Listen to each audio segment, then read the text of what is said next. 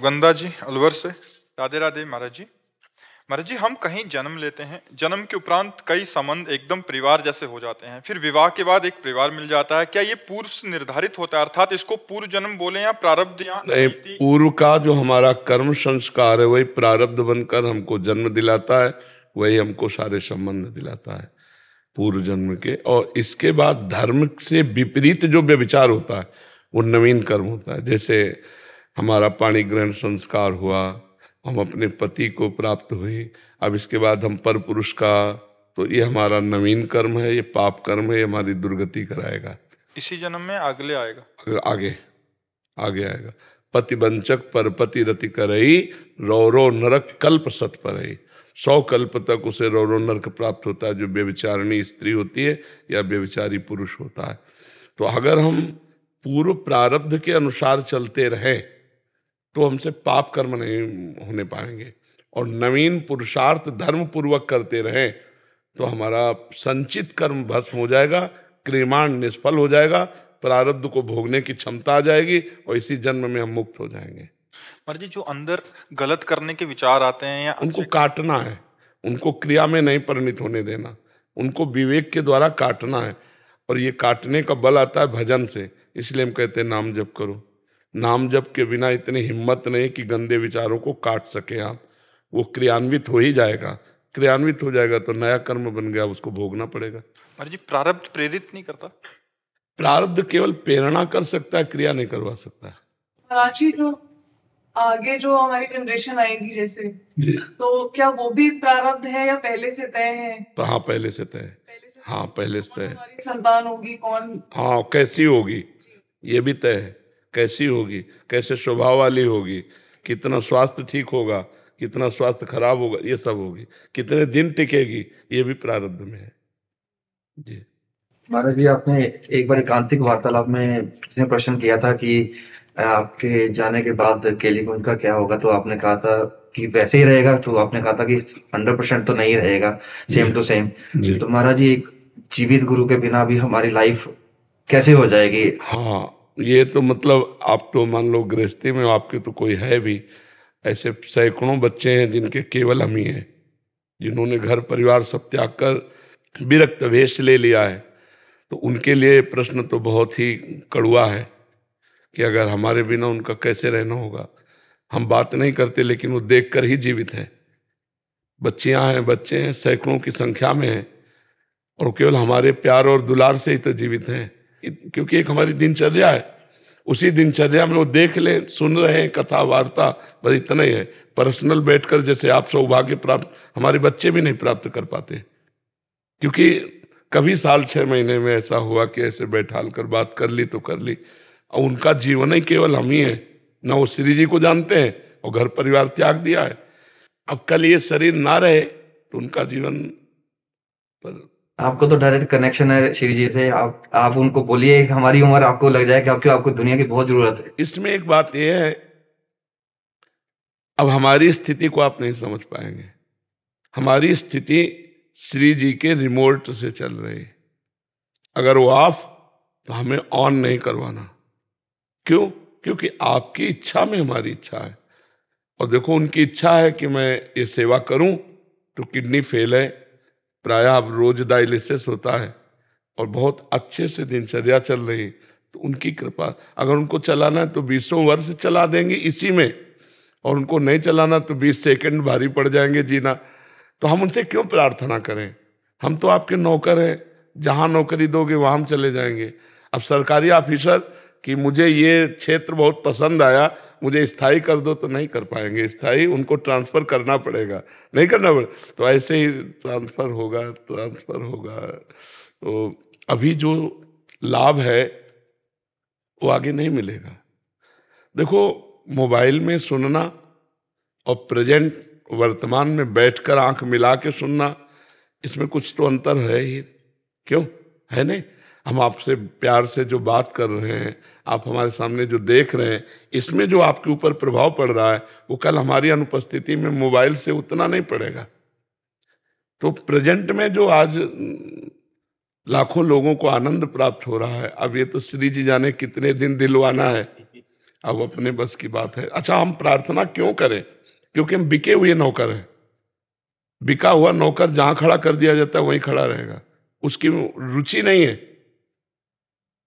अब हम जो कर रहे हैं हमारे बस की बात थोड़ी है कि वो करवा रहे हैं इसलिए हो रहा है।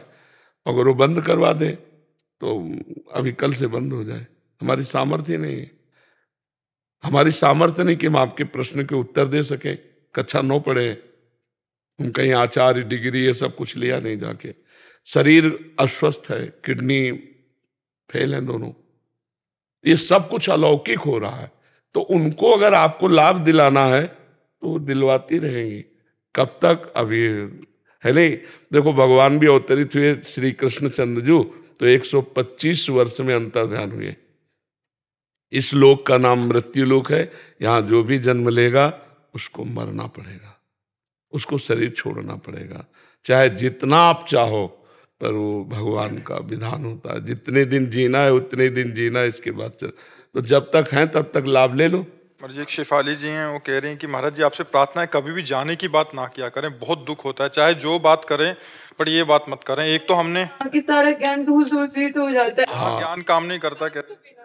अच्छा, जाने की बात इसलिए करते रहते हैं कि तैयारी रखो इस बात को भी झेलने की, सहने की। नहीं, अचानक नहीं सह पाओगे।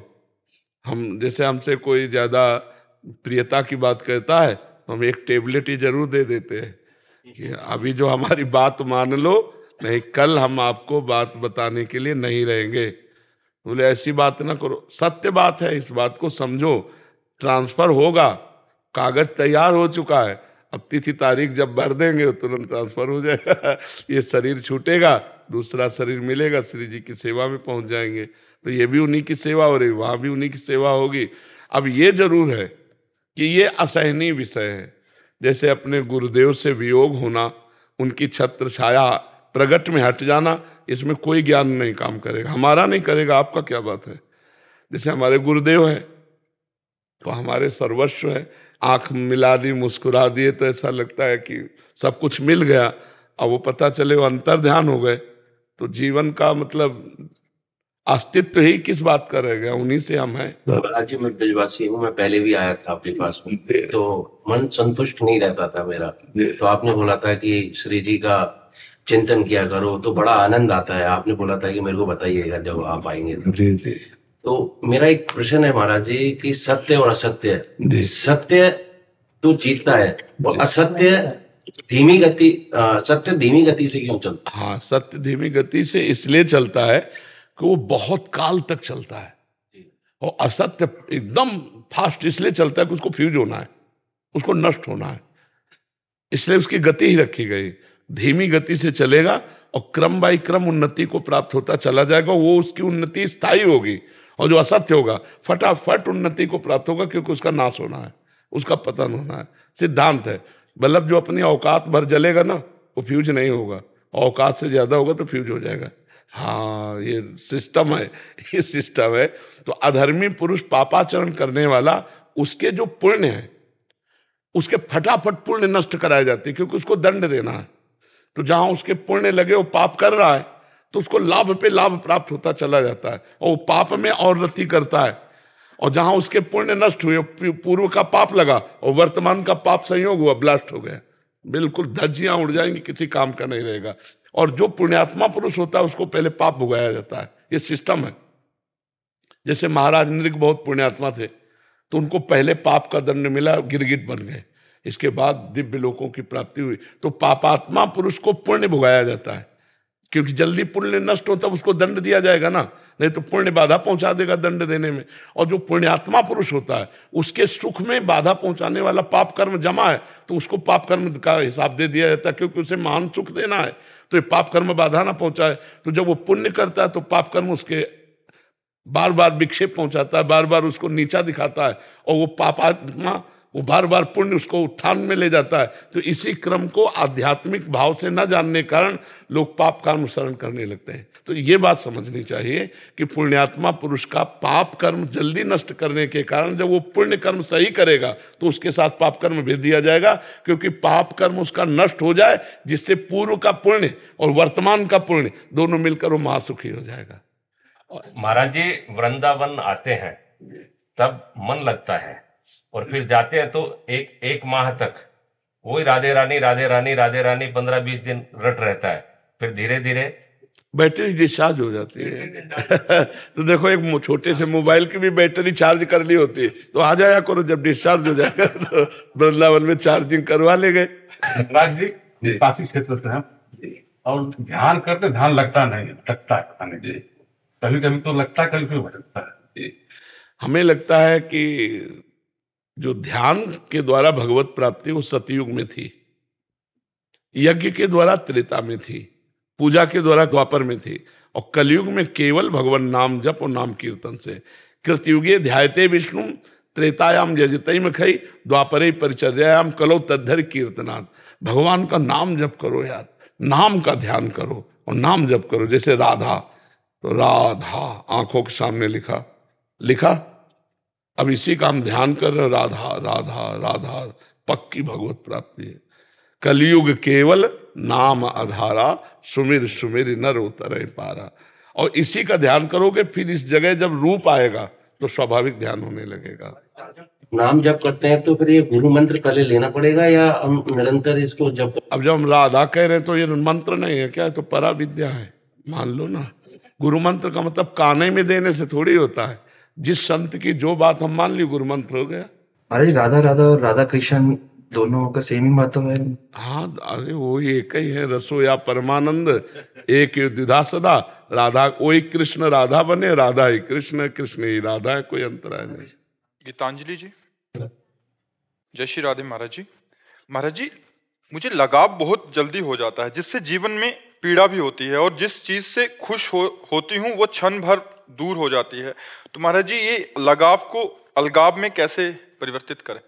उसी को शास्त्रीय भाषा में राग कहते हैं। शास्त्रीय भाषा में जिसे तुम सहज भाषा में लगाव कहती हो, उसे शास्त्रीय भाषा में राग कहते हैं, और जिसे तुम अलगाव कहती हो उसे वैराग्य कहते हैं।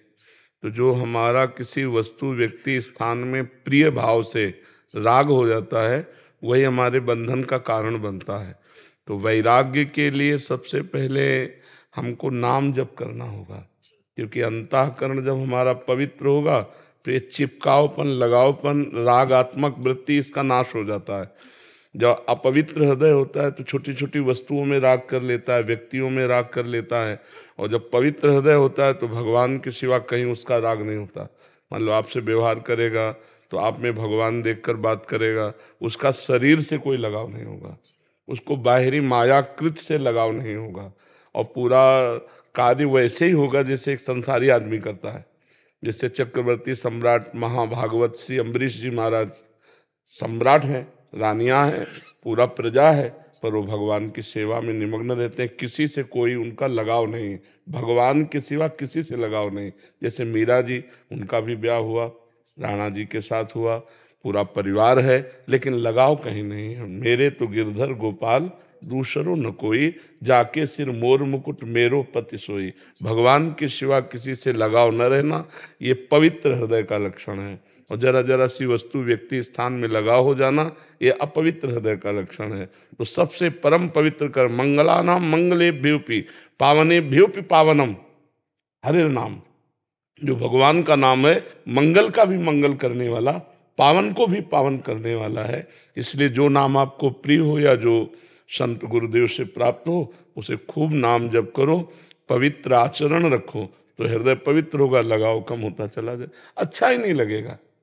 एक स्थिति आती है फिर अच्छा नहीं लगता। जैसे मल से कोई लगाव होता है क्या? हम उपेक्षा पूर्वक उसका त्याग करते हैं। जैसे वमन से कोई लगाव होता है क्या? बिल्कुल लगाव नहीं होगा। तो शास्त्रों में आया है कि संतों ने संसार के भोगों को मलवत त्याग दिया, बमनवत त्याग दिया। रमा विलास राम अनुरागी, तजत बमन जिम जन बड़भागी। लक्ष्मी के वैभव विलास, माया के वैभव विलास को बड़भागी भक्त जन वमन के समान त्याग दिया। वमन का मतलब समझते ना, उल्टी घृणास्पद भाव से त्याग दिया। हम छोटी छोटी वस्तु व्यक्ति स्थान में लगाव कर रहे हैं, क्योंकि हमारा हृदय अभी भगवान से विमुख है, अभी भगवदानंद का अनुभव नहीं हुआ। इसलिए खूब नाम जप कीजिए। प्रभु जी, हमारा लगाव की वजह से ऐसा कहते हैं दया ही करना सब कुछ है, क्या दया ही दुख का कारण बनता है? नहीं, वैसे हम आपको एक सिद्धांत बताते हैं, यहाँ कोई किसी से लगाव नहीं रखता। हमारी बात समझ, संपत्ति, रूप, अपना कोई स्वार्थ, अपनी कोई कामना की पूर्ति, और जिस दिन आपसे अच्छा कोई मिल गया तो आपको छोड़ देगा, उससे अच्छा मिल गया वो तीसरे को पकड़ लेगा। ये संसार का नियम है ऐसा। यहाँ कोई किसी से प्यार नहीं करता, प्यार तो सिर्फ भगवान करते हैं। प्यार का मतलब है हम अवगुणी हैं, हम अधम हैं, हम नीच हैं, हम अच्छे नहीं, फिर भी हमें कोई प्यार करे तो वो तो सिर्फ भगवान करते हैं। यहाँ तो हमारे अनुकूल हो आप जब तक, तब तक आपसे प्यार, और आपसे बढ़कर कोई अनुकूल मिल गया फिर आपसे कोई मतलब नहीं रह जाएगा। तो इस संसार के अगर इस झूठे खेल को समझ जाए तो जीवन सार्थक हो जाए। हम सच्चे भगवान से प्यार कर लें, लेकिन भगवान से प्यार करना कठिन है क्योंकि वो दिखाई नहीं देते, लेकिन भगवान से प्यार हो जाए तो जीवन सार्थक हो जाए। यहाँ सच्ची मानिए कुछ नहीं सार है। वो एक भ्रम बैठा, मलिनता बैठी तो लगता है कि हमें कोई प्यार करे। यहाँ संसार में यहाँ कोई प्यार नहीं करता। यहाँ एक वर्ष प्यार किया, दूसरे वर्ष डिवोर्स हो गया, ऐसे भी तो हो रहे हैं, केस नहीं हो रहे। यहाँ क्या प्यार है? कम से कम प्यार का मतलब इतना तो हो कि दो साथी हैं तो एक दूसरे के दुख सुख की बात समझे, एक दूसरे को क्षमा करे, एक दूसरे के काम आवे। लेकिन ऐसा प्यार कहीं बिरला कोई करता हो तो हमें नहीं पता। स्वार्थ वाला प्यार तो सब करते हैं, जबकि आप बिल्कुल उससे प्यार कर रहे हो यथावत, तो भी वो आपको नहीं स्वीकार करेगा। ये संसार का नियम है, ये नियम है। यहाँ के प्यार का यही परिणाम है यहाँ। इसीलिए सावधान हो जाओ, भगवान की शरण में हो जाओ और भगवान से कहो कि या तो आप प्यार करो या आप भेजो। फिर उनका भेजा जो जन होगा वो एक अलग बात होगी। हम संसार के बहाव में ना बह जाए, नहीं तो जीवन व्यर्थ नष्ट हो जाएगा। जी संदीप जी महाराष्ट्र से। राधे राधे जी महाराज जी, आपके चरणों में कोटि कोटि प्रणाम। महाराज जी, आपके श्रीमुख से बहुत बार सुना है ब्रह्म ज्ञान और ब्रह्म तत्व, परंतु मुझे ये समझना है कि ये क्या होता है, ये कैसे प्राप्त होता है? हाँ, गांव में किसी को एक कील दिखाई जाए और कहा जाए जिस धातु से कील बनी है इसी धातु का एक मकान उड़ता है आकाश में, तो उसको कैसे समझ में आएगा? समझ रहे हो ना? और जब उसे हवाई जहाज दिखाया जाए, हेलीकॉप्टर दिखाया जाए, तो उसकी समझ में आ जाएगा कि नहीं आ जाएगा? जिसने कभी हवाई जहाज नहीं देखा, हेलीकॉप्टर नहीं देखा, वो बताया जाए कि जैसे एक कील है, ऐसे ही धातु का बना हुआ एक मकान उड़ता है जिसमें 100-200 लोग बैठे रहते हैं, तो कील उछाल के देखेगा नीचे आ जाएगी तो कहेगा पागल बनाते हो क्या? लेकिन होता है ना, टोटल धातु का ही तो बना होता है ना, चाहे वो हवाई जहाज हो चाहे हेलीकॉप्टर हो। तो अगर उसको ज्ञान नहीं तो कैसे समझ पाएगा? ऐसे ही हम अपने स्वरूप को तो जानते नहीं, तो ब्रह्म को कैसे जान जाएंगे? तुमको इस शरीर में रहते हुए कितने साल हो गए? 39, मान लो 40 समझ लो, 40 वर्ष हो गए, लेकिन आपने एक सेकंड भी अपने को नहीं जाना। ईमानदारी से बताओ, अगर अपने को जाना तो यही माना, शरीर को ही आत्मा माना, बहुत मन को आत्मा माना, जो मन कहे वही हमें करना है, वो कहे ये देखो ये देखना, वो सुनो वो सुनना, वो भोगो भोगना है। लेकिन आपने अपने को कभी नहीं जाना। शरीर आपसे अलग है, मन आपसे अलग है, बुद्धि आपसे अलग है, स्वभाव आपसे अलग है। आप ईश्वर के अंश हो और ये प्रकृति का अंश है। शरीर प्रकृति का अंश है, आप ईश्वर के अंश हो। अंतःकरण सूक्ष्म शरीर ये प्रकृति से बना हुआ, आप परमात्मा के अंश हो। स्वभाव प्रकृति का है, आप परमात्मा के अंश हो। इसी बात को जान लेने को ब्रह्म ज्ञान कहते हैं। और जब अपने स्वरूप को जान लिया जाता है तो उसे कहा जाता है ब्रह्म बोध हो गया है, आप ब्रह्म स्वरूप ही हैं। जैसे गंगा की धारा से 1 चम्मच गंगा जल लो तो गंगा, 1 टैंकर लो तो गंगा जल। तो हम लोग भगवान के अंश हैं। चींटी में भी वही ब्रह्म है, आप में भी वही ब्रह्म है, और ब्रह्मा जी में भी वही ब्रह्म है। उसमें कोई अंतर नहीं। उसी को आत्मा कहते हैं, उसी को परमात्मा कहते हैं, उसी को भगवान कहते हैं, उसी को ब्रह्म कहते हैं। आप अपने स्वरूप को भूल गए हो और आप अपने को पुरुष मानकर इस देह से व्यवहार कर रहे हो। इसीलिए लगता है ब्रह्म कोई और है, मैं तो मनुष्य हूँ, मैं तो गृहस्थ हूँ, ब्रह्म कहाँ हो सकते हैं? तो जितनी बात कही मैं मनुष्य हूँ, ये प्रकृति की है। मैं नीच हूं, मैं अधम हूं या उत्तम हूं, ये सब प्रकृति का है। आप तो परमात्मा के अंश है। इसी को जानना ब्रह्म ज्ञान कहते हैं। अभी सुना है, जाना नहीं है। अभी हम आपको सुना रहे, आपने जाना नहीं है। और जिस समय जान लोगे तो ब्रह्मविद ब्रह्म ही भवति। जो ब्रह्म को जान लेता है वो ब्रह्म स्वरूप हो जाता है। सोई जाने जे देह जनाई, और जानत तुम्हें तुम्हें हो, वो ब्रह्ममय हो जाता है। इसी को कहते हैं ब्रह्म। गुरुदेव, मैं एक अध्यापक हूँ, अध्यापन का कार्य करता हूँ, और मेरा अध्यापन का कार्य ईमानदारी से हो और आपका नाम कभी ना छूटे। हाँ बिल्कुल ठीक। दूसरी बात, मैंने आपको दिल से गुरु माना है जी। और ऐसे ही आपकी आज्ञा अनुसार आगे से मेरे मृत्यु के आखिरी सेकंड आपका नाम ना छूटे। हाँ, खूब नाम को आप पकड़ो, फिर नाम पकड़ लेगा आपको। पहले साधक को नाम जपने के लिए प्रयास करना पड़ता है, फिर नाम उसे पकड़ लेता है, स्वांतः चलता है, स्वयं चलता है, हृदय से स्वयं नाम चलने लगता है, तब वो एक सिद्ध पुरुष हो जाता है। खूब नाम जप करते रहो, जीवन की सार्थकता यही है। नाम जप करो, खूब नाम जप करो। जी नीरज जी मृत्यु लोक से है लिखा, नीरज जी मृत्यु लोक से। अच्छा, तो स्वर्ग से भी आते हैं क्या सुरताल? राधे राधे महाराज जी, आपके चरणों में कोटि कोटि प्रणाम।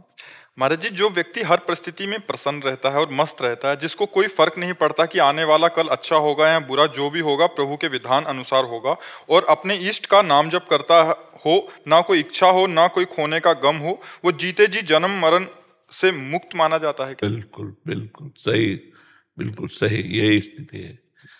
पर भगवदाकार वृत्ति होनी चाहिए, शर्त है भगवदाकार वृत्ति होनी चाहिए। बस फिर यही जीवन मुक्तता है। बस इसी में न कोई इच्छा, न कोई चाह, न कोई भय, न कोई शोक, न संताप, हर समय प्रभु के चिंतन में निमग्न है, वो जीवन मुक्त ही है। जी महाराज जी, कितना नाम जप करना चाहिए कि भगवत प्राप्ति हो जाए? कितने समय में हो जाती है?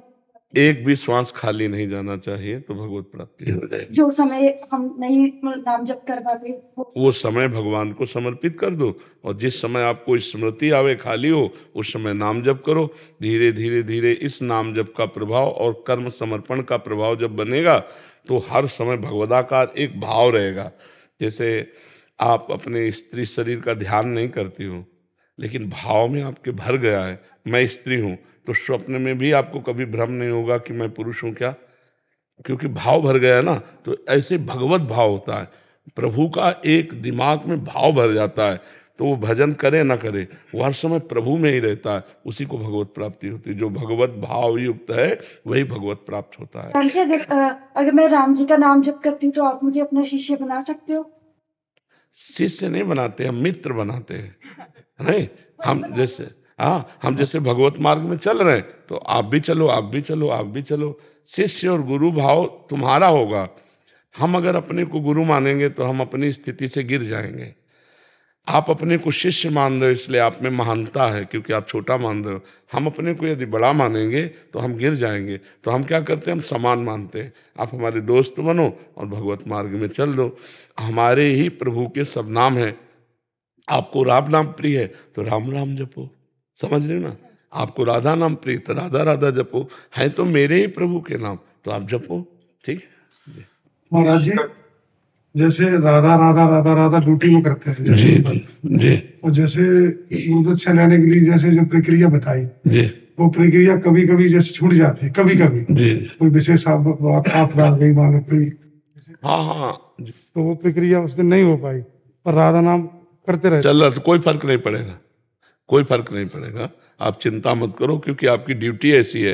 कभी कहाँ तैनात कर दिया गया, कभी कौन सा कार्य आ गया, तो आप उसकी चिंता मत करो। अगर वो लोप हो जाता है जो आपकी दिनचर्या है, आपका नाम चल रहा है, आप अपनी भारतीय सेवा में हो, वो पूजा हो रही है आपकी, उसकी चिंता नाम महाराज जी कोशिश करते हैं कि नाम न छूटे। बहुत बहुत बहुत सुंदर आशीर्वाद चाहिए आपसे, मैं इसलिए नाम का बस फिर तो जीवन निहाल हो जाएगा भैया। अगर नाम चल रहा है तो जीवन निहाल हो जाएगा। हाँ, श्वासा श्वासा नाम चले तो दुविधा रहा है न कोई, निश्चित भगवत प्राप्ति हो जाएगी। और जितना जप लियो वो भगवान के बैंक में जमा हो चुका है, वो तुम्हारा मंगल करने के लिए पर्याप्त है। आप चलते रहो, खूब नाम जप कमा लो, और इस सारी सेवा तो हो ही रही है, लक्ष्य भी आपका पूर्ण हो रहा है। बहुत बढ़िया। शिखा जी पंजाब से। राधे राधे महाराज जी। महाराज जी आपके चरणों में कोटि कोटि प्रणाम। महाराज जी जैसे कि आपने बताया कि वैकुंठ में दिव्य शरीर मिलता है, तो दिव्य शरीर क्या होता है? क्या वो हर समय परमात्मा की भक्ति में लीन रहता है? और परमात्मा स्वरूप होता है। जैसे आप स्त्री शरीर में हो तो आपको हर समय स्त्री शरीर का गर्व और भान रहता है, ऐसे ही परमात्मा स्वरूप मिलता है। जैसे अभी ये है पंचभूतों का शरीर, एक पंचभूतों का शरीर, और एक जब आप सोती हो स्वप्न देखती हो तो स्वाप्निक शरीर, एक नरक में जाओ तो यातना दे, देवलोक को जाओ तो देह देव। इन सबसे अलग है वो सच्चिदानंद। जैसे हमारी आत्मा है वैसे आत्मस्वरूप देह की रचना होती है, चिदानंद में देह की रचना होती है। तब हम भगवान के समीप भगवान की सेवा, चवर करना, पंखा डुलाना, उनसे बातचीत करना, उनको भोग पवाना, उनके साथ खेलना हंसना, भगवान के साथ खेलना हंसना। जैसे देखो अभी हम तुम सब कोई एक हो जाए और हंसे खेले, आपसे बैठे, आपके साथ खाएं पिए कूदे, आपको कैसा लगेगा? ऐसा लगे ना कि यार जीवन का लाभ मिल गया। जिनके लिए हम 2 मिनट बैठ करके कितना प्रयास किया होगा, तब आप यहाँ बैठे और उन्हीं से हम 24 घंटे हंसे खेले बात करें, वो हमारे साथ रहे, वो हमारे हाथ में हाथ मिला के चले, कितना रहे। ऐसे ही हम जिनके लिए जीवन भर भजन करते हैं, उन भगवान की जब प्राप्ति होती है, नव किशोर अवस्था उनकी, प्रियाजू लालजू, और उनके साथ हम खेल रहे हैं वृंदावन में, उन्हीं के साथ खा रहे, वहाँ मरना नहीं, शुगर नहीं होना, ब्लड प्रेशर नहीं होना, किडनी फेल नहीं होना, सच्चिदानंद शरीर, कभी मरना नहीं है, कभी बिछुड़ना नहीं। तो ऐसा जब प्यार होता है प्रभु से तो वो दिव्य देह से होता है। वो दिव्य देह भगवान प्रदान करते हैं और वो हमें मिलेगी यदि हम नाम जप कर रहे हैं भगवान की शरण में, तो परिणाम मिलेगा। जैसे ये पोशाक है, ये है पांच भौतिक पोशाक, बहुत घटिया पोशाक है। जरा में टूट जाए, जरा में फूट जाए, जरा में मर जाए, वो पोशाक कभी टूटने फूटने वाली, कोई अस्त्र शस्त्र उसे छेद नहीं सकता, भूख प्यास नहीं, गर्मी सर्दी बरसात, मतलब ये जितना यहाँ है वो सब कुछ नहीं, चिदानंद में वो प्राप्त हो गया। न मरना है, न बिछुड़ना है, न किसी तरह का शोक है, न कोई भय है, न राग है, न मोह है। एक मतलब अलौकिक दिव्य, उसी के लिए तो ऋषि मुनि साधना करते हैं सब कुछ छोड़ करके। तो आप सब कुछ ग्रहण करके भी कर सकते हैं, धर्म पूर्वक जो आपके अधिकार में है उन भोगों को भोगिए, खूब भजन कीजिए, तो वही देह की प्राप्ति हो जाएगी। वो न स्थूल है, न सूक्ष्म है, न कारण, उच्चिदानंद देह है। जैसे गीध ने जब सीता जी की रक्षा के लिए प्रयास किया तो रावण ने काट दिया पंख, और वो बहुत तरह से घायल होकर जब पृथ्वी पर गिरा तो आगे भगवान राम आ रहे थे तो देखा जटायु पड़ा है, पर वो भगवान के चरणों का चिंतन कर, आगे पड़ा जटायु देखा, सुमिरत राम चरण की रेखा। भगवान गए और कहा तुम्हारा शरीर रख दें, तो उनका नहीं प्रभु अब नहीं, तो तुरंत शरीर छूटा। गीध देह तज धरि हरि रूपा, 4 भुजा और भगवत स्वरूप होकर भगवान के साकेत धाम को गया। ये दिव्य शरीर होता है। वो दिव्य कैसा होता है? वाणी तो बस इतना ही, देखो वाणी एक लिमिट तक केवल बता सकती है, इसके बाद नहीं। जैसे आपको एक गुलाब जामुन पवाए, आपसे पूछे कितना मीठा है, आपको मीठा नहीं, कितना मीठा है, बहुत मीठा है, नहीं कैसा स्वाद लग रहा है, तो आप कहोगे, एक ही उत्तर होता है कि खा के देख लो। नहीं, वो आप प्राकृतिक वस्तु का भी स्वाद स्पष्ट नहीं वर्णन कर सकती, फिर चिदानंद भगवान का स्वाद कैसे वर्णन कर सके वाणी? इसकी एक क्षमता है, एक लिमिट है, वो लिमिट तक केवल बोल पाती है, इसके बाद नहीं। अब जैसे चिदानंद क्या है, इसकी क्षमता नहीं कि बोल दे, क्योंकि प्राकृतिक वाणी तो चिदानंद क्या बोले? वाणी की क्षमता प्राकृतिक रूप के वर्णन की नहीं है, तो चिदानंद रूप का कैसे वर्णन कर दे? इसकी एक लिमिट है। वाणी बहुत छोटी चीज है, एक लिमिट है, वो संकेत मात्र कर सकती, इसके अलावा नहीं। इसके अलावा अनुभव गम में भजे जय संता, जो अनुभव में आता है वही दिव्य भाव है। वो दिव्य वाणी में नहीं आ सकता, वो अनुभव में आता है। वो सखे भाव होता है। जो भाव करो भगवान से, भगवान मेरे पति हैं, भगवान मेरे पुत्र हैं, भगवान मेरे शिष्य हैं, भगवान मेरे मित्र हैं, भगवान मेरे प्रीतम हैं, जो भाव करो भगवान सब भाव स्वीकार करने वाले हैं जी। सौरभ राजपूत जी आगरा से। राधे राधे। राधे राधे महाराज जी। महाराज जी, ऐसा भाव कैसे आए जब हम किसी व्यक्ति विशेष और भोग को देखकर आकर्षित ना हो और चिंतन भोगों से हटकर केवल और केवल प्रभु का ही रहे? नाम किसका प्रश्न है? जितना नाम जप करोगे उतने हृदय निर्विकार होता है। निर्विकार पवित्र हृदय कहीं आसक्त नहीं होता। मलिन और विकारी हृदय छोटी छोटी गंदी बातों में, छोटी छोटी वस्तु, व्यक्ति, स्थान में वो आसक्त हो जाता है। जितना मलिनता होगी उतने आसक्ति बढ़ेगी जगत में, और जितने निर्मलता होगी उतने निर्विकारता बढ़ेगी, आसक्ति रहित जीवन होगा। ये सब भजन से होता है। विनिश्चितम बदामि तेन अन्यथा वचांस में हरिम भजन्ति ये नरा बहु सागर तरंति ते। ये निश्चित बात तुम्हें बता रहा हूं कि बिना भजन के संसार समुद्र से तरा नहीं जा सकता। बारी मथे घृत होए बरु सिकताते बरु तेल, बिनु हरि भजन न भव तरी या सिद्धांत पेल। तो भव तरने का तात्पर्य आसक्ति रहित हो जाना। कोई इच्छा नहीं है, किसी भी संग का कोई रंग नहीं चढ़ेगा। चाहे भोग सामने हो रहा हो तो भी अपने अंदर निर्विकारता रहे। ऐसी स्थिति भजन से प्राप्त होगी, दूसरे किसी से नहीं। खूब नाम जप करो, जो भगवान का नाम आपको प्रिय हो उस नाम को खूब जप करो। जप करते हो?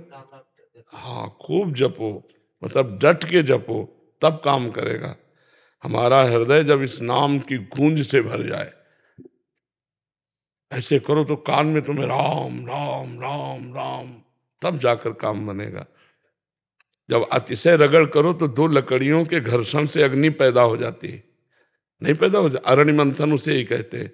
जब हमारी जबान और राम नाम का घर्षण होगा तो माया भस्म हो जाएगी, ज्ञानाग्नि प्रकट हो जाएगी, सब निर्विकारता आ जाएगी। पर ब्रह्मचर्य, नाम जप, पवित्र आहार, सद्व्यवहार, ये होना चाहिए।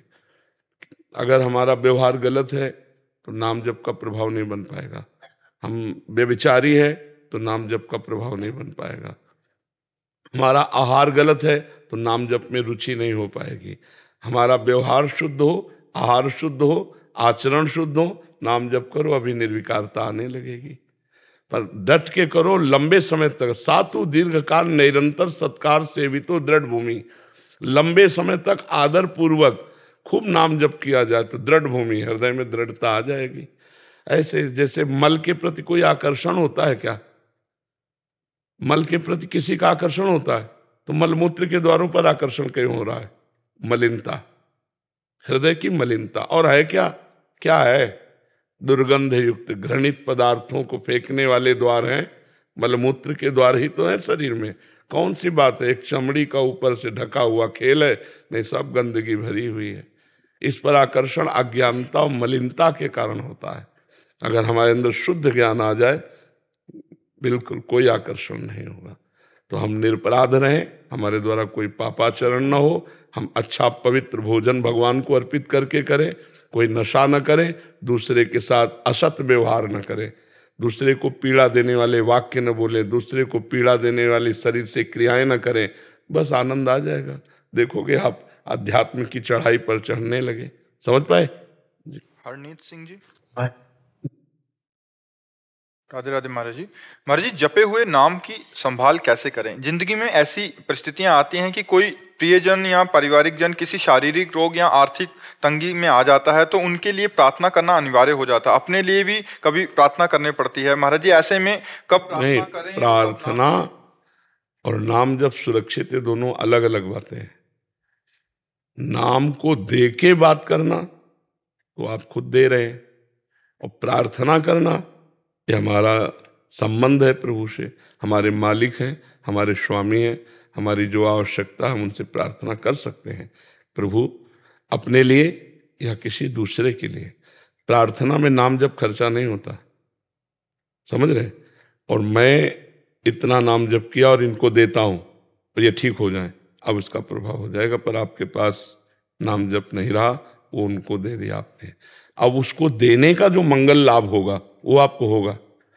तो अपने लोग क्या करते हैं कि पहले नाम जप को सरकारी बैंक में जमा कर देते हैं, भगवान के अर्पित कर देते हैं। उस परमेश्वर को जो नाम जप किया तो हमारा वो भगवान के लॉकर में जमा हो गया। अब हमें कोई भी समस्या, कोई भी कार्य है तो भगवान से प्रार्थना करते हैं। प्रार्थना करते हैं नाम दे के नहीं, दैन्यतापूर्वक कि प्रभु ये संकट आया आप निवृत्त कर दो, प्रभु इनको बहुत समस्या है आप निवृत्त कर दो। तो हम भक्त हैं भगवान के, तो हमारी प्रार्थना जब सुन ली जाएगी तो उसका कष्ट निवृत्त हो जाएगा, हमारा भजन भी सुरक्षित बना रहेगा। तो हम हर घंटे हर मिनट जो भजन करते हैं वो भगवान को समर्पित करते रहे। जो भगवान का नाम जप करते हो उन्हीं भगवान को क्या कहना पड़ेगा कि मैं अंदर से कि हे भगवान ये 2 घंटे जो नाम जप किया वो आपको समर्पित करता हूँ, वो भगवान की बैंक में गया। जब हम किसी को कि अभी 2 घंटे जो नाम जप किया इसके फलस्वरूप ये ठीक हो जाए, तो अगर उसको 50 घंटे नाम जप की जरूरत है तो ठीक नहीं होगा, आपको और करते रहना होगा, और जब वो 50 घंटे उसका हो जाएगा वो ठीक हो जाएगा।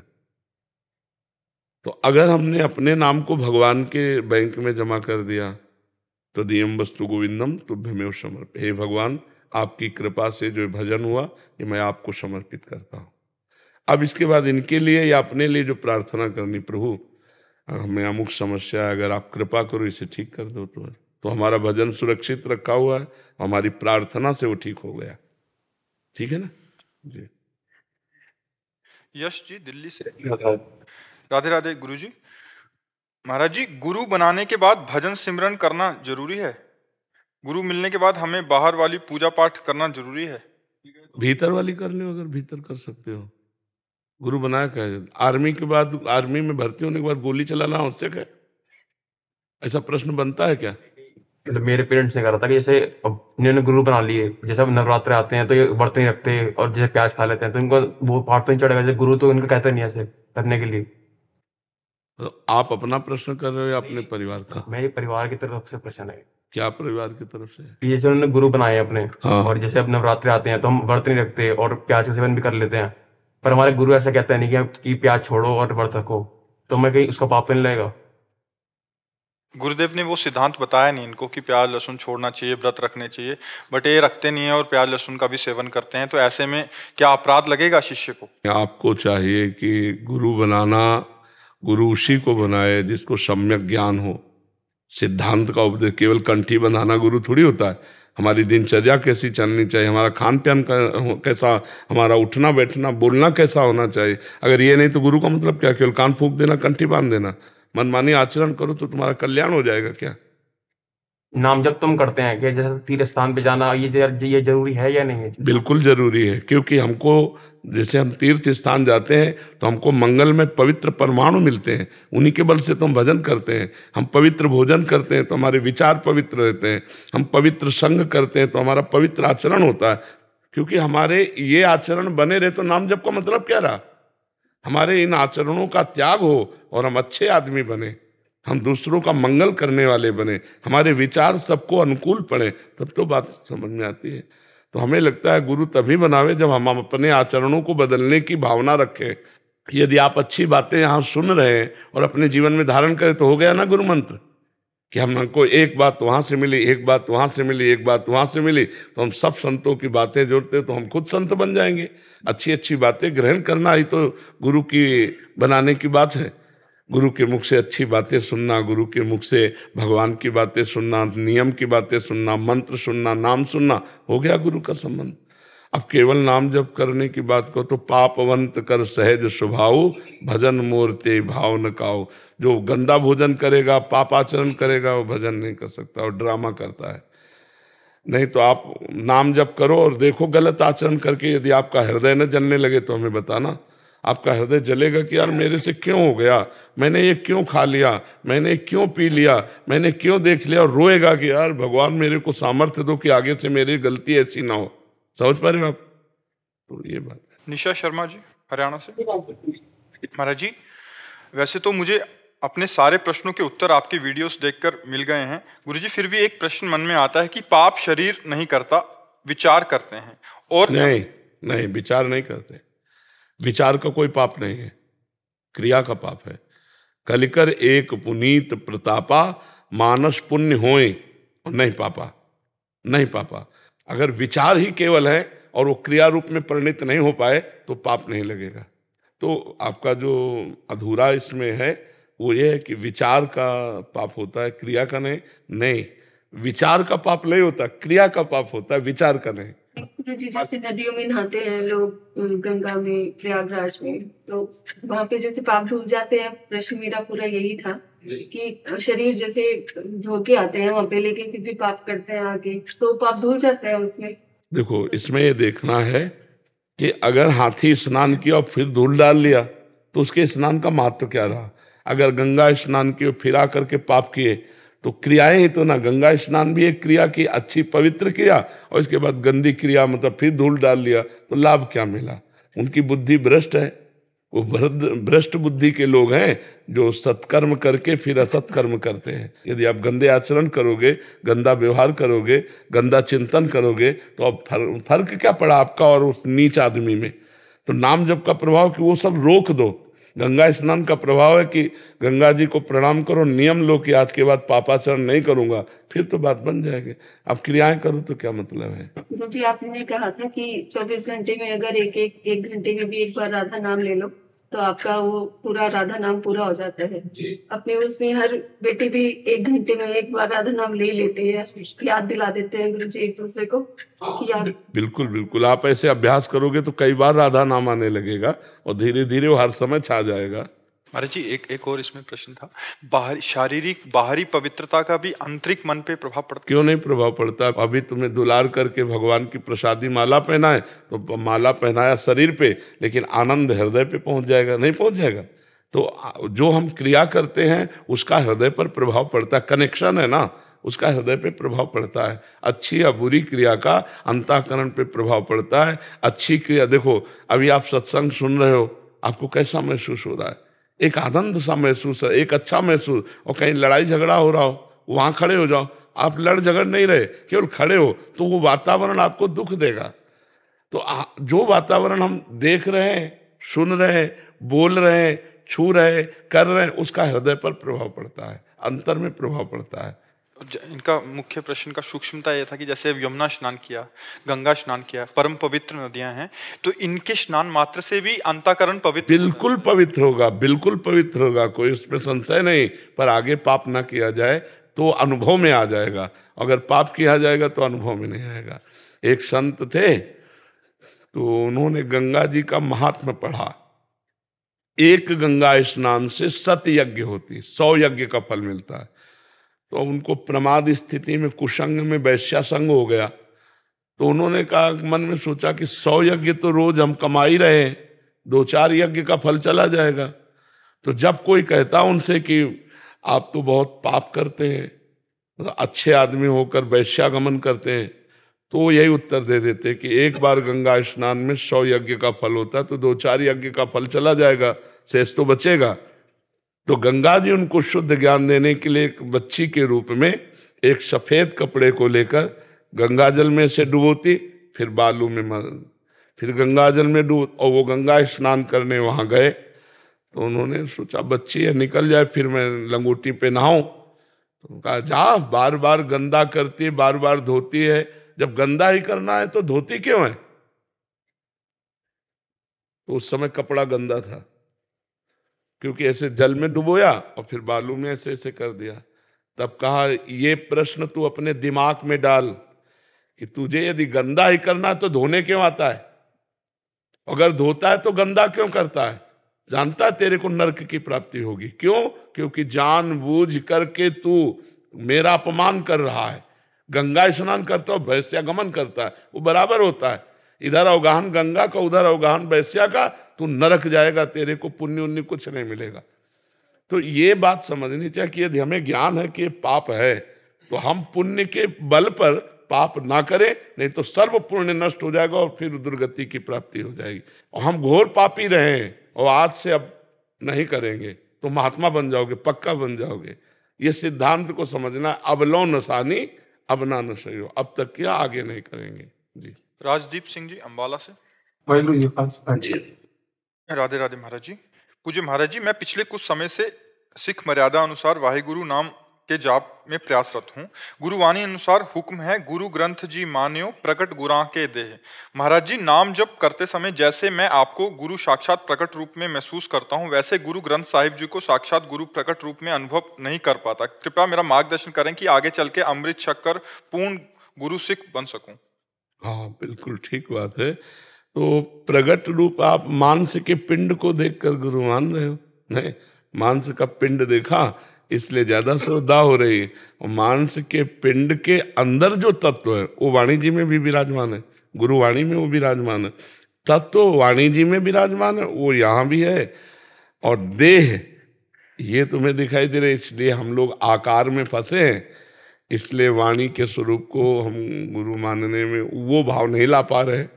बकाया जो वाणी जी है वही गुरु तत्व है। वाणी जी तत्व से गुरु मानी जाती है, क्योंकि उसमें प्रगट नराकार तो नहीं है, लेकिन शब्दाकार तो है ना। तो शब्द शब्द को ब्रह्म, ब्रह्म को गुरुदेव, तो गुरु स्वरूप तो है ही है। शास्त्र जो वाणी है गुरुवाणी, वो गुरु स्वरूप ही है। पर हम लोग फंस गए आकार में, जैसे आप अपने आकार में फंसे हो, तो आपको आकार में जल्दी श्रद्धा हो जाएगी, क्योंकि आकार में फंसे ना। वाणी आकार रूप तो है नहीं, शब्दाकार रूप है। वो आपको बोलती नहीं है, आपको डांटती नहीं है, आपको प्यार दुलार प्रगट में, और प्रगट में आकार में प्यार दुलार बातचीत देख, तो हमारी ज्यादा श्रद्धा बनती प्रगट आकार में। लेकिन प्रगट आकार स्थायी नहीं है, आपको आना वाणी में ही पड़ेगा। मान लो ये शरीर पूरा हो जाए तो फिर इसकी वाणी ही तो पकड़ के चल पाओगे। गुरुवाणी ही तो स्थायी गुरु है। महाराज की वाणी में कैसे कैसे आए? वैसे नाम जप करो, वाणी में पूर्ण श्रद्धा हो जाएगी। वाणी में नाम जप मतलब हमारे जीवन का सार है नाम जप, और सब कुछ ठीक हो जाएगा। सब जिधर जो चाहोगे, ब्रह्म ज्ञान चाहोगे, प्रेम चाहोगे, वैभव चाहोगे, लोक लोकांतर में जहां जो चाहोगे, सब नाम से प्राप्त हो जाएगा। हम अपने अनुभव की बात कहते हैं, संतों के अनुभव की बात कहते हैं, गुरुवाणी के अनुसार कहते हैं, सब कुछ नाम से प्राप्त हो जाएगा। महाराज की व्यस्तता इतनी रहती है, शिक्षक है, पढ़ाना है, घर पे बच्चों को भी देखना है। हम शिक्षक नहीं है क्या? मान लो आप शिक्षक हो तो आप तो बच्चों को पढ़ाते हो, हम तुम्हें पढ़ा रहे हैं। नहीं पढ़ा, ये पढ़ा नहीं रहे क्या? हमारा क्लास नहीं लगा क्या? तो हम क्या भजन से विमुख है क्या?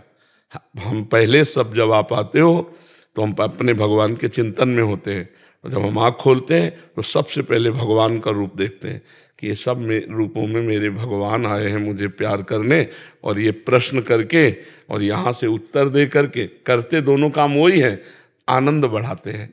अब हमसे जो भी बात करोगे हम बात करेंगे, अपने भगवान से बात कर रहे हैं। तो जब आपके विद्यार्थी आए तो सबसे पहले आप देखो कि भगवान विद्यार्थी रूप में आए, क्योंकि जब सृष्टि नहीं थी तो केवल भगवान थे, जब सृष्टि नहीं रहेगी तो केवल भगवान रहेंगे, तो बीच में जो कुछ है वो सब भगवान ही है, पक्का समझो। तो हम पहले देखो, व्यस्तता बाहर से होती है, अंदर से रिलैक्स रहो। जैसे इस बच्चे ने कहा ना, अंदर से रिलैक्स रहो। कोई भी कार्य करना है हड़बड़ाओ मत, उतावलापन मत करो, बड़े धैर्य पूर्वक राधा राधा राधा, कितना आनंद रहेगा, कितना आपकी जिम्मेवारी, कितना काम है। परिवार में 2-4 लोग होंगे, यहाँ 1500 है, कोई रंग संसार का ना रह जाए, तब भगवान का रंग चढ़ता है। कितनी कठिन बात है, तुम खिलवाड़, एक आदमी को संभालना कितना कठिन होता है। फिर ये सब नौजवान पढ़े लिखे, संसार देखे हुए, कोई आर्मी में, कोई ये कोई वो, लेकिन कुछ नहीं है। हम पाई भर न चिंतित हैं, न कल की व्यवस्था के लिए चिंतित हैं, ना इनकी जीवन के लिए चिंतित हैं, क्योंकि सीधे भगवान को समर्पित है। आप देखो, और सबका परिवर्तन हो रहा है, सब सुव्यवस्थित चल रहे हैं, सबकी व्यवस्था हो रही। हमें चिंता क्या करना? जो अनंत ब्रह्मांडों को चला रहा है वही इनको भी चला रहा है। हम इतना बिजी ना हो जाएं कि अपने जीवन के लक्ष्य को भूल जाएं। हम इतना न दौड़ लगा दें कि अपना मार्ग ही भूल जाए। जाना था इधर, दौड़ में निकल गए उधर, जीवन भर दौड़ते रहो, लक्ष्य तो मिलेगा नहीं, क्योंकि मार्ग तो ये था। तो हम भगवान के मार्ग को भूल जाएं, दौड़ते हुए संसार में बिजी पूरा जीवन। आ गई मृत्यु, शरीर छूटा, अब क्या होने वाला है? जब शरीर छूट गया तो फिर भजन साधन होगा नहीं, फिर तो कर्मानुसार योनियों की प्राप्ति होगी। अन्य योनियों में भजन होता नहीं, अन्य योनियों में भगवत प्राप्ति का कोई चांस नहीं, मनुष्य योनि में ही चांस है। कल एक कह रहे थे कि अभी ऐसा लगता है कि कुछ समय खूब डट के मेहनत करके पैसा कमा लूं, फिर भजन करूंगा आराम से। कभी नहीं हो सकता, पैसे के बल से तो भजन हो ही नहीं सकता है। नहीं महाराज जी, अगर आपकी शिक्षाओं को अपने मन में ही बैठा ले तो गुरु में, वाणी में गुरु रूप आ जाएगा। बिल्कुल बिल्कुल आ जाएगा। देखो, आप जो श्रद्धा करके सुन रहे हो तो आकार से वाणी ही तो प्रकट हो रही, उसी से तो आपका समाधान हो रहा है। गुरुवाणी से ही तो समाधान हो रहा है, गुरुवाणी से समाधान हो रहा है, गुरुवाणी मानने से आपका परिवर्तन हो रहा है, गुरुवाणी पर श्रद्धा करने से ही आपका उज्जवल भविष्य होगा। तो उसको समझिए, वो लिखित रखी है, ये आवाज में निकल रही बातें नहीं है, तो गुरुवाणी ही। अमित जी हरियाणा से। श्री हरिवंश महाराज जी, इनका भाव है कि बचपन से ही इन्होंने माँ वैष्णो देवी और शेरावाली जी के प्रति इनकी लगाव हो गया, और मुझे जब कुछ समझ नहीं आता था तो मैं माँ वैष्णो देवी की पिंडी स्वरूप को ही अपना गुरु मान लिया, और माँ की अपार कृपा भी बहुत है जो उन्होंने मुझे दर्शन के लिए आपके भेज दिया। जब से मैंने आपके प्रवचन सत्संग सुना, अब मुझे मेरी माँ वैष्णो देवी से मिलने की एक अजीब सी चुभन होने लग गई है। कृपा करके मुझे इस भक्ति मार्ग पर चलने का सही मार्गदर्शन करें। सही मार्ग, कैसे इस मार्ग पर चलता रहूं, उनकी साक्षात्कार करना सही मार्ग है। आप चलते रहो, वो जगत माता है, या देवी सर्वभूतेषु बुद्धि रूपेण संस्थिता, नमस्तस्यै नमस्तस्यै नमस्तस्यै नमो नमः। बाल अवस्था से हमारी भी माँ से ही प्रीति थी, अब थी इसलिए कह रहा हूं कि वो नाम बदल गया है, अब नाम दूसरा हो गया है, लेकिन है तो उन्हीं की ही शक्तियां सब। जैसे पहले दुर्गा माँ की उपासना करते थे भगवान शिव की, उन्होंने ही कृपा कर भेजा, तो अब श्री किशोरी जी हैं, किशोरी जी के ही सब स्वरूप है, दूसरा थोड़ी अंतर है।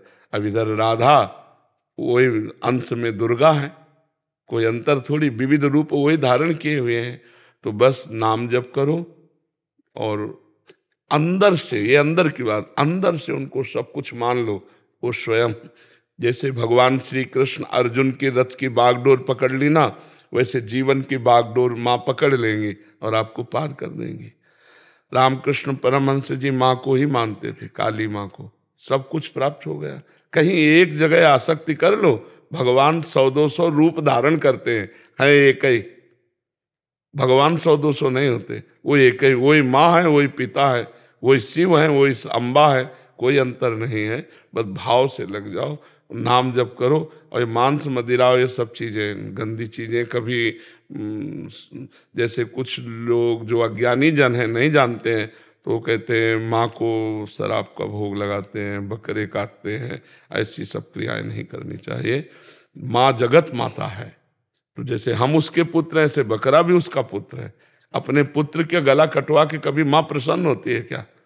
और माँ कभी मदिरा और गंदी चीजें सेवन करने वाला कभी माँ का आराधना कर सकता है? ये सब निकृष्ट लोग हैं, अज्ञानी लोग हैं, ये लोग नहीं जानते हैं। तो कभी ऐसी गलती मत करना। तो ऐसे प्रसाद को भी नहीं लेना चाहिए कि कोई बकरे का मांस और मदिरा या कुछ ऐसा दे कि माँ का प्रसाद ले। नहीं भाई, ये माँ का प्रसाद आप ही पाओ। हमारी माँ दूसरी है, जो सात्विक है, जो देवी है, जो जगत माता है, परम पवित्र है। नारियल की बलि दो, नींबू की बलि दो, सुंदर 56 प्रकार के भोग लगाओ, वो प्रसाद पाओ। ठीक है?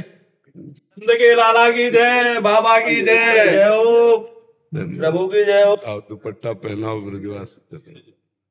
मुक्ति गए गोपाल सु, मेरी मुक्ति बताए, ब्रज जोड़ मस्तक लगे तो मुक्ति मुक्त जाए। राधे हम तो वहां आए जहाँ लाला यो के आन लाओ आन लाओ आन लाओ, यानी आने और महाराज श्रीनाथ जी को प्रागट्य भयो, वहीं पे आए और बाबा के दर्शन करवे आए, क्योंकि बाबा को हमारे को आदेश है को कि बहु बाबा देखिए आओ ने।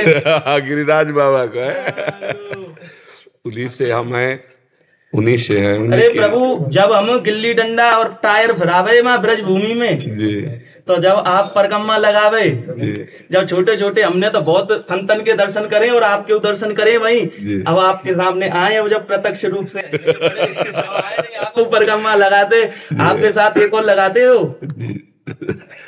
ये बाबा पंजाबी सिंगर है। अच्छा, ये जी माँ बाप के ऊपर गाना गाए इन्होंने जी। ब्लेसिंग्स हो भाई, माँ की ब्लेसिंग्स, फादर की ब्लेसिंग्स होती है, माँ बाप के बहन के ऊपर ही गाना है कि सबका आशीर्वाद होता है। बिल्कुल बिल्कुल। एक बाबा जी, एक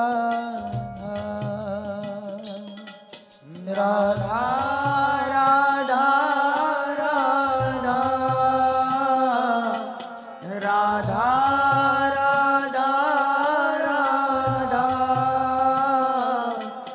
राधा राधा राधा राधा